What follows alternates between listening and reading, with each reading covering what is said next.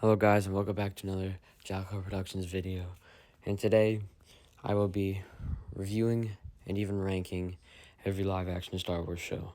Also sorry, but we're talking about The Mandalorian last. One last thing to note before I start this GES would be that I rate my TV shows different than movies.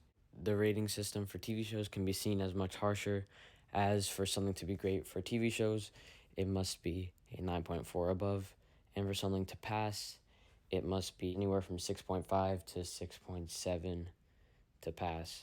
While with movies, it needs to be a 6.0 or above to pass, and an 8.7 or above to be great. Without any further ado, hi, my name is Tyler, and I love film, and today I'll be talking about the live-action Star Wars shows. First up is the Book of Boba Fett, and I have some conflicting thoughts on the show.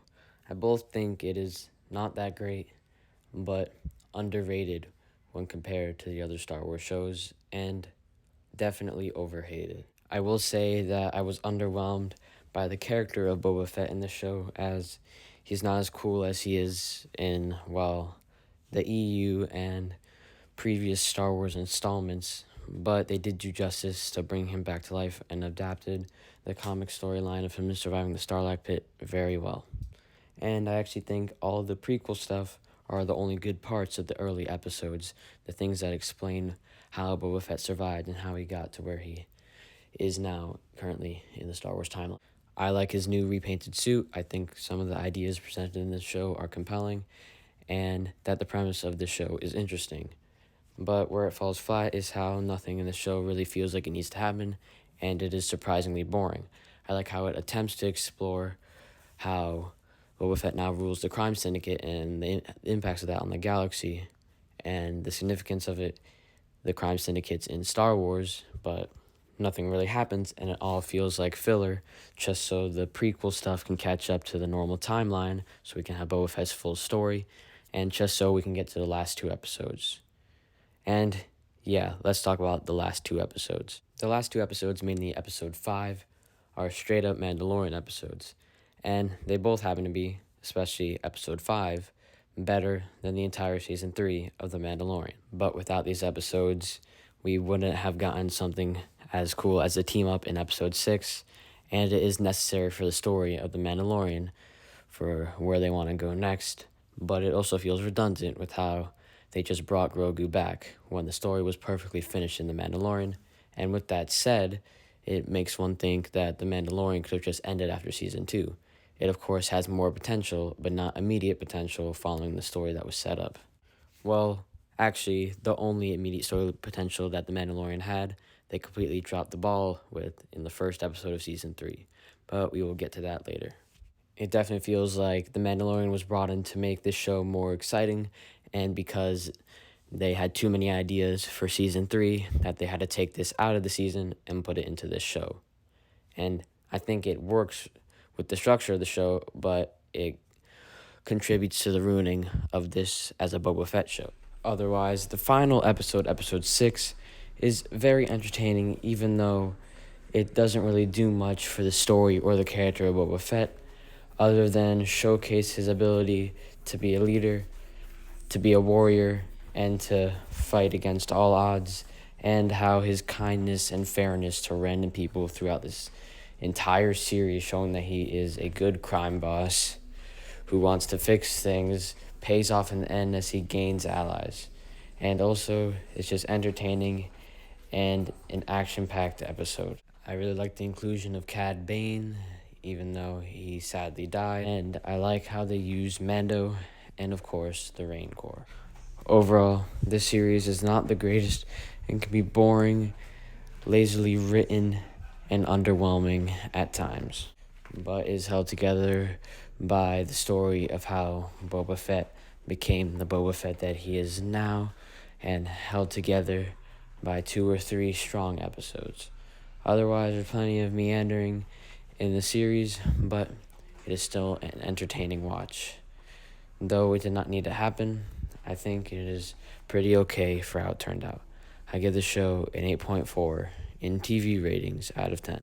Many have said that Obi-Wan Kenobi was a show that had an easy potential to be a fan-pleasing epic that was very successful and didn't have to even try that much.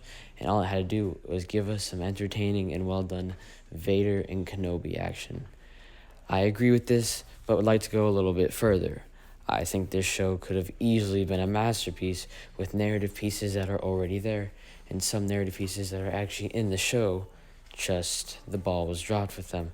Just like the ball seemed to be dropped with the whole show, and I don't like to be too harsh, but that's how I would describe this show. The first episode of the show was underwhelming but kind of promising. It was filmed in a strange way that disappointed me, and the Inquisitors were also not well done, and I do not like how the Grand Inquisitor looks, but it still did Obi-Wan Kenobi's characterization well, and it set up a decent character arc that would be randomly and just barely strung together throughout the entire show to create a full character arc by the end of the show, which I still applaud it for. In the second episode, things started to get dumb and plot conveniences happened. Same thing with the third episode, and the first introduction of Vader was at first compelling, but then uninteresting and underwhelming. The fourth episode was all kinds of absurd and terrible.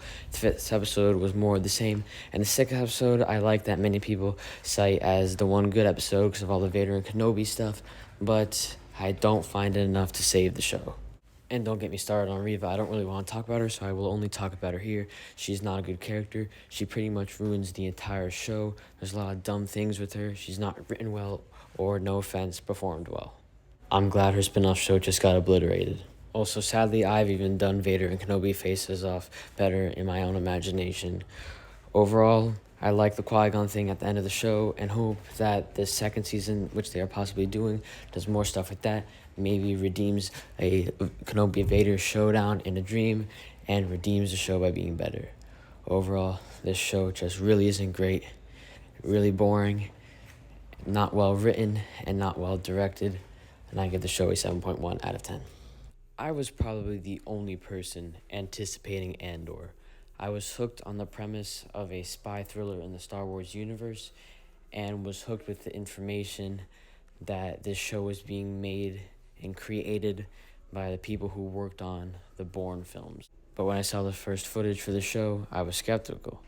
It didn't look bad, but the trailers made it seem like it would be underwhelming. And I was very jaded after watching the Obi-Wan Kenobi series and instantly becoming worried for that series when I watched its trailers. But as more trailers were casually released, they kept seeming to ramp up and get better and become more promising up to the release of the show, which initially seemed very well received and then exploded in popularity and acclaim. Needless to say, I was very satisfied with the good reception this show was getting after the Book of Boba Fett and Obi-Wan Kenobi both coming out within a 2-month period of each other, neither of which were well received, and it seems like this could have gotten Star Wars back on its 2 feet. Initially, when I soon began watching the series followed by its high acclaim and ratings, I was underwhelmed and a little caught off guard by the fact that this was not the high-octane action spy sci-fi thriller in the Star Wars universe that I was expecting, but instead was a muted, slow-burn, political espionage thriller about starting the rebellion. And after an intriguing and well-done first episode and a few meandering, kind of boring, but necessary setup episodes in episodes 2 and 3, to kind of filler episodes that were fleshing out the characters and being a very slow-burn TV show, the show finally started to kick off around episode 5 to 7. Around here, everything about the show and all of its major plot lines began to escalate. And I'd also like to point out a great moment, and I think it's episode 4 of season 1, when Cassian kills another one of the members of the Rebels, showing his true transition into becoming a killer.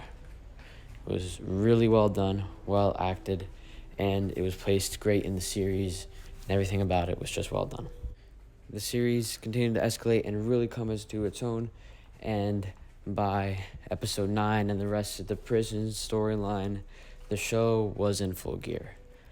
I feel like the last few episodes kind of quieted down a little bit, but were definitely a good finale to all the arcs and story elements in the first season, which is completely about political espionage and things happening behind the shadows, which seems like it's setting up a much more high-octane action thriller level second season, and I'm very much liking these two possible sides of the show.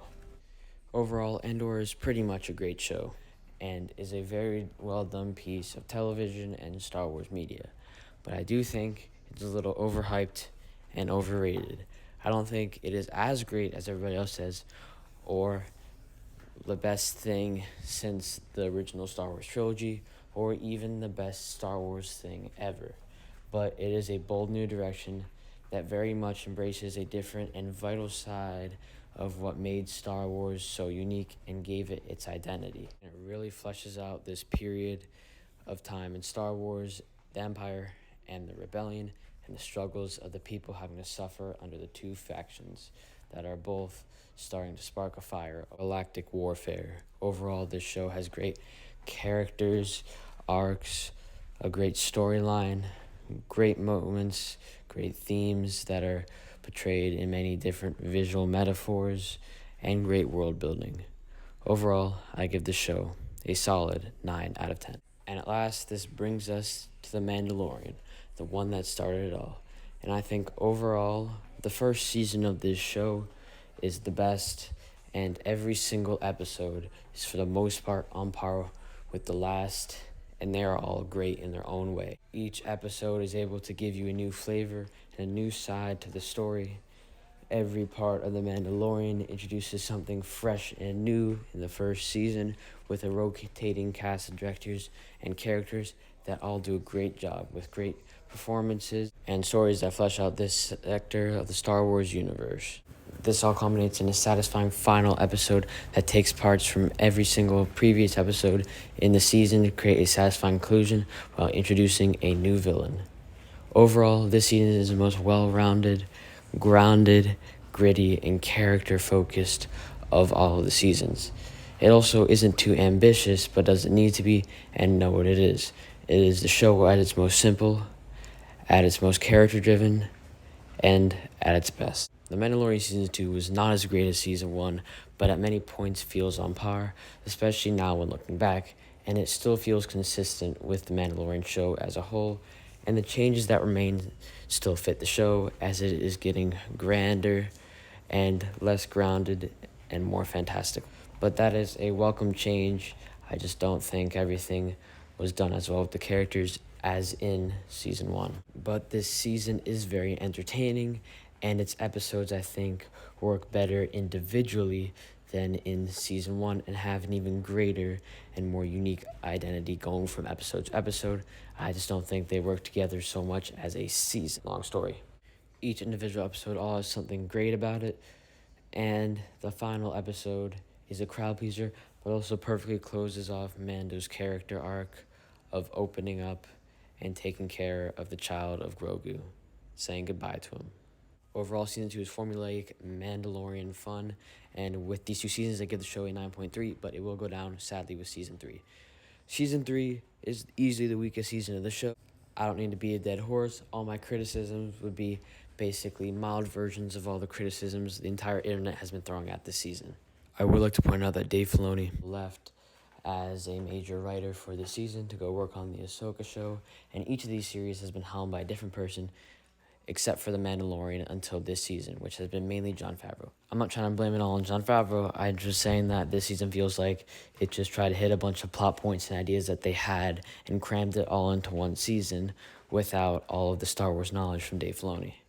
But some of the episodes are still well done in this season, but I believe its focus on Bo-Katan is misguided. Much of the series feels unfocused and random, but the whole thing was interesting, and I liked the way it ended with Grogu and Mando as they will go back to their classic adventures. I won't be sharing too much more in the season because this video is coming to its max length, and I have notes on many of the episodes in the Mandalorian ranked list section of the video, so be sure to read those. Overall, the season was too ambitious and unfocused for its own good, but I respect it for trying. Now that all 4 series have been reviewed, here are lists that I have made based on live-action Star Wars shows. They speak for themselves. Thank you for watching.